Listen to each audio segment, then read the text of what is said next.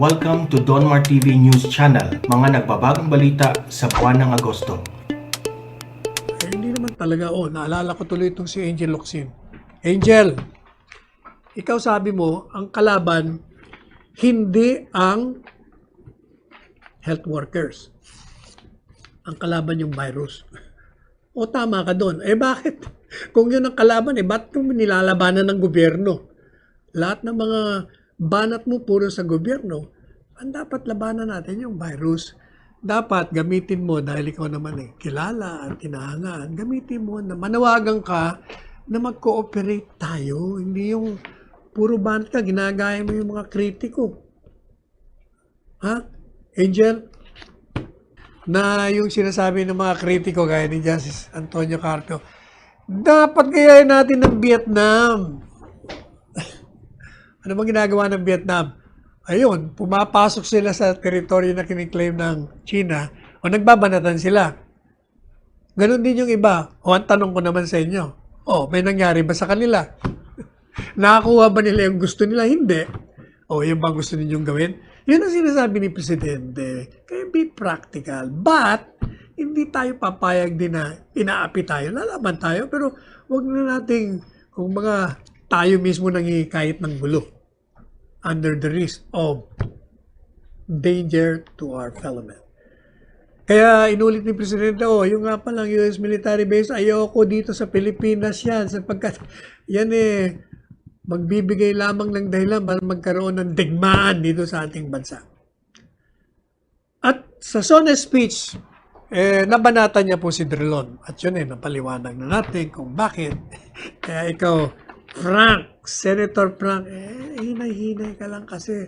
Kasuhin mo yung mga kaso mo sa ombudsman, ang dami mo palang kaso doon. Ang dami nag-feedback sa atin. Anyway, finally, ang sabi ni Presidente sa kanyang speech, humingi po ng kooperasyon sa ating mga kababayan na tuloy po ninyo ang pagtitiwala at gawin natin sama-sama tayo ang para sa kabutihan ng ating bansa at ating mga kababayan.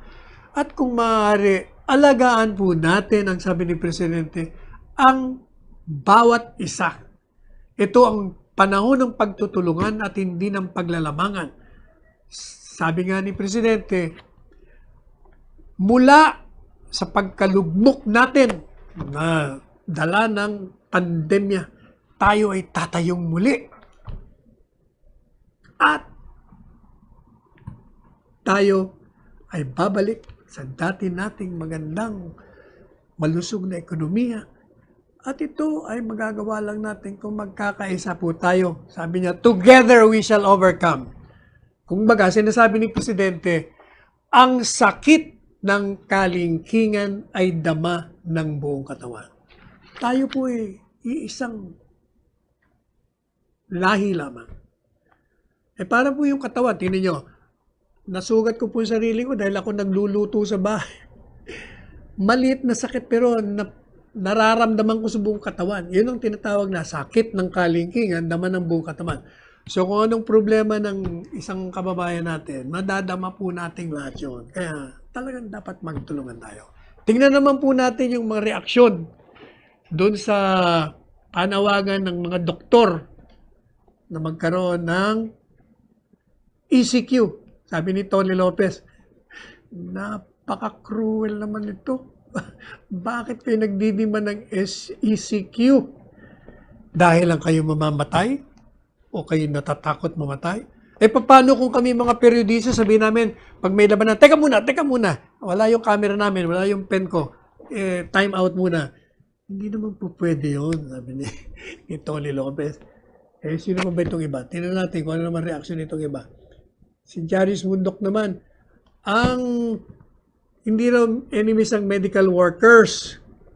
Sa talumpati po ni Presidente, kanyang pinasalamatan ang mga kababayan natin na buong tapang at kusang ibinigay ang kanilang panahon at kahit na buhay nila upang mapaglingkuran lamang tayo at ang ating bansa. Pinaabot po ni Presidente ang ating pakikiramay na lahat doon po sa mga pamilya na nawalan ng mga mahal sa buhay. At sinabi ni Presidente na walang pwedeng maging kapantay ang pagkawala ng mga buhay ng mga kababayan natin.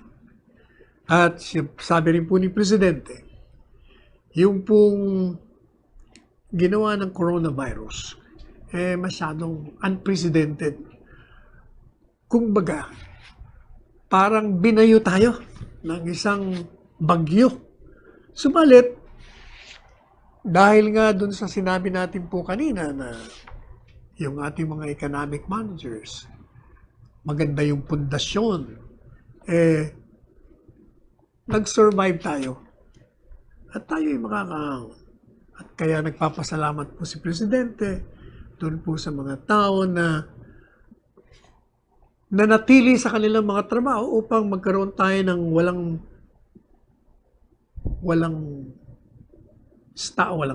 walang gap yung pagbibigay po ng pagkain, yung tubig, at yung mga basic utilities. Otherwise, nahirapan tayo lalo. Papasalamat din po tayo dun sa mga nagbigay ng financial assistance sa ating mga kababayan. At marami po yan.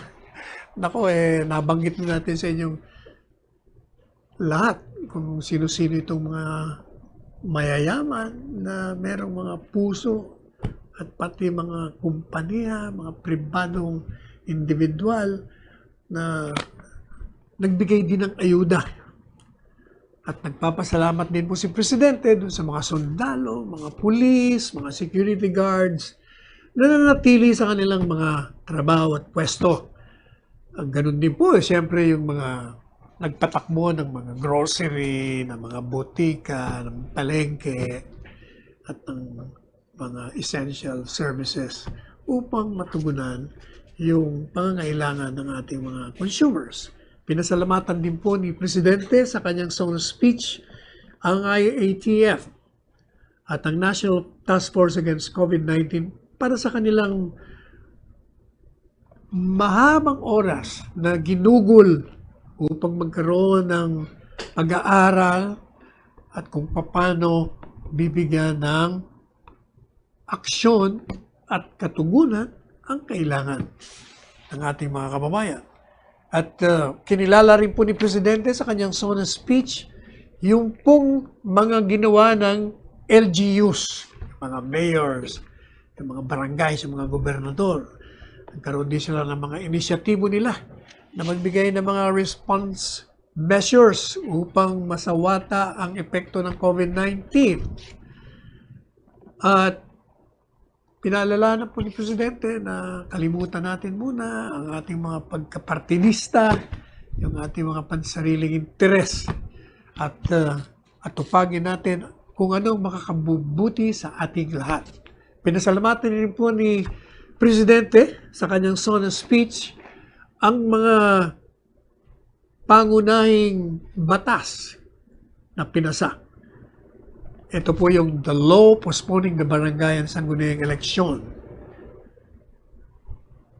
Yung pong malasakit centers ng utak nito. Ang nagsulong nito ay si Senador Christopher Bongo na lumalabas ngayon ng malaking tulong dun po sa mga less fortunate citizens natin na kailangan ng serbisyo pang-medikal. At nagkaroon din ng one-stop platform sa mga ospital ng gobyerno.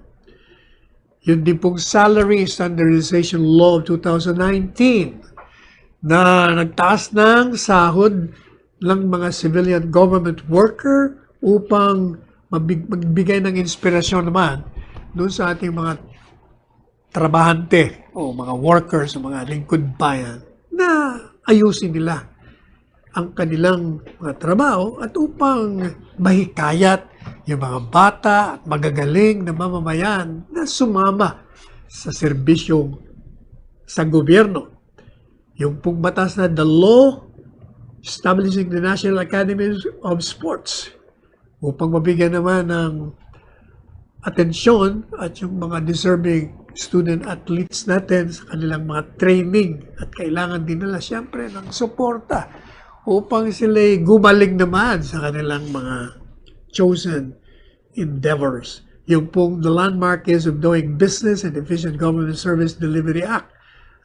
Nilalayo naman ito na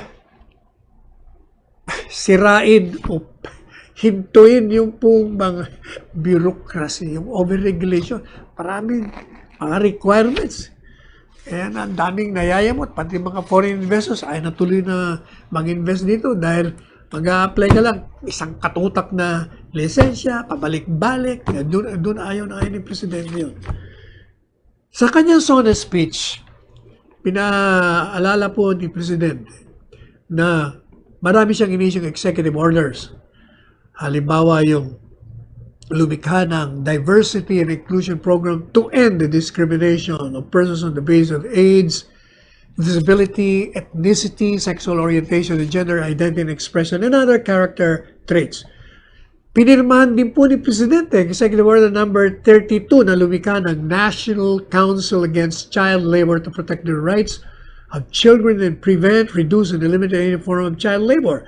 Ganon din po yung Executive Order 104 na nag-impose ng ceilings sa mga retail prices para yung po mga 133 drugs sa mga medisina maging mura.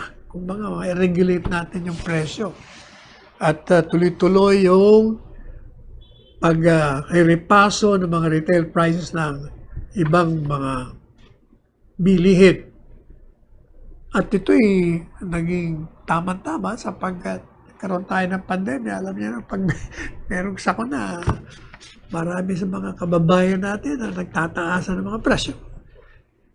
Sinabi rin po ni Presidente na nag-issue siya ng Executive Order number 18 directing concerned agencies to strengthen the development of spatial economic zones in areas outside of Metro Manila. Meron din pong Executive Order 114 na nag-institutionalize ng Balik Probinsya, Bagong Pag-asa Program.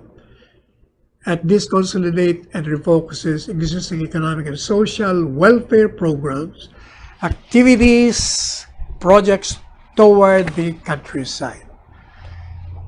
Si Presidente po ay binigyan niya rin ng atensyon yung po credit rating natin sapagkat gumanda po ang credit rating natin. Di ba? Palagi natin nababanggit sa ating programa. Kaya nakagkaroon tayo ng BBB plus credit rating. Yung pong Japan credit rating, sabi niya, in-upgrade tayo from BB plus to A minus. Sa madalit sabi, maganda yung ating pundasyon dyan na ginawa ng mga economic managers. Ganon din po itong the President stressed that the interventions that the government has put in place prevented as much as 1.3 to 3.5 billion infection. Ito po yung sinasabi ng Presidente na alam po ninyo kung talagang sapagkat tandaan po ninyo marami ang ayaw ng lockdown sapagkat may katwiran naman dahil pag nag-lockdown ka talagang babagsak ang ekonomiya. Pero sabi ni Presidente, teka muna, buhay muna bago ang lahat. Kaya marami nagsasabi na kung hindi tayo nag-lockdown, baka 3 milyon ang naawa sa atin. Katunayan, di ba sabi natin sa inyo nung isang programa, the fact alone na hiningi ng mga doktor kung maaaring bumalik tayo sa lockdown validates the theory of the President na kailangan talaga ng lockdown. Kasi kung mapapansin nyo, nung nag-ease tayo ng restriction, dumami. Mataman hindi dadami. Nagbalikan yung mga consumers, nagbalikan yung mga pasahero, nagbukasan na ng mga restaurant, nagbukasan lahat. Kung baga, parang bumabalik sa normal. O hindi, ibig sabihin, yung mga contact natin sa isa't isa, magkakalapit pa tayong lahat, talagang magkakahawaan tayo. Nga po, nangyari. Kaya, sabi ni Presidente, pinagbigyan niya. Incidentally, meron na pong official statement ng Philippine College of Physicians na they're welcoming this. itong ginawa ni Presidente, kahit na yung mga ilan-ilan dyan, ganun pa rin, reklamo na naman. You cannot please everyone. Doon po sa zona speech ni Presidente, binanggit niya rin yung ating testing centers na sabi niya, may 93 ngayon nga, naging 99 na. Kaya na sabi natin kanina. At marami po rin na nakinabang, sabi ni Presidente, doon sa naging programa ng gobyerno, yung SAP or Social Amelioration Program, kung saan nag-allocate po siya ng 205 billion for poor and low-income households. Yung pong COVID-19 Adjustment Measures Program, kung saan nagbigay ng financial assistance sa 650 affected individuals in the formal sector, 110,000 OFWs abroad, at ilan ba nag-repatriate? 83,000. The government also provided temporary wage employment opportunities tungkol sa mga na-displaced marginalized workers through TUPAD project. At pati na yung government, yung pong gobyerno, nagbigay din po sa mga senior citizens ng stipend. Katunayan nga nagulang nga ako, may biglang dumating sa bahay at binigyan kami ni Dr. Panelo ng tig 1,000. Sabi ko, saan galing to? Hindi yata namin to matatanggap. Sabi naman nung nagbigay, hindi po, Mayor Belmonte, dapat pipirma kayo dyan. Pinirma ko na lang, binigay na lang natin doon sa mas nangangailangan. Pero okay yun, biro mo, meron itong si Mayor Belmonte, nagbigay ng tig 1,000 sa senior citizen. And of course, the President, meron din siyang direktiba. At inamin po ni Presidente na habang hindi naman perpekto yung distribution ng SAP, paano naman? Hindi na nga perpekto, marami pa mga opportunista, sabi ni Presidente, marami pa nagnakaw. Ang iba, pinipili nila yung mga kamag-anak nila at mga kaibigan nila, binabaliwala nila at iniitsapwera yung mga kalaban nila sa politika. Sabi ni Presidente, akala nyo makakalusot kayo. Babalikan ko kayo, sabi ni Presidente. At sabi po ni Presidente, yung nga palang DTI, sabi niya, yung sa pamamagitan ng Small Business Corporation, nag-set up dito ng 1 billion COVID-19 assistance. Zero interest ito para sa mga malilit na negosyante na apektado ng pandemic. Katunayan, nung July 10, so far meron pong 2,600 na nag-apply ng loan. At ito'y umaabot sa 182.5 billion pesos na inaprubahan. And the President noted na yung mga economic managers natin have seen infrastructure investment as an effective tool to help spur high growth, attract investments, create jobs, and achieve financial inclusion for all Filipinos. Kaya sabi po ni Presidente, yung construction dyan sa North Luzon, tinuloy na natin. Yung Express Harbor Link, yung NLEX, SLEX Connector, yung Cavite-Laguna Expressway, the Metro Manila Skyway Stage 3, the R1 Bridge Project, the Tarlac Pangasinan La Union Expressway Project, and the Subic Freeport Expressway Project. Yung mga kritiko, sana nakikinig kayo. Sa totoo lang, one of these days, maniwala kayo, gumawa po tayo ng artikulo sa Daily Tribune at yung mga abogado natin, mga ASEC natin, sila ASEC Darren, ASEC Chris, ASEC John, gumawa po sila ng research. Abay, inabot pa tayo ng 6 na bahagi artikulo para lang sabihin kung anong accomplishments ni Presidente sa 4 na taon na nakaraan. Kayong mga kritiko, manood kayo at makinig kayo at magbasa kayo para na-appreciate nyo yung Presidente natin. Kahit kung si Presidente Macapagal Arroyo, pinupuri si Presidente Duterte.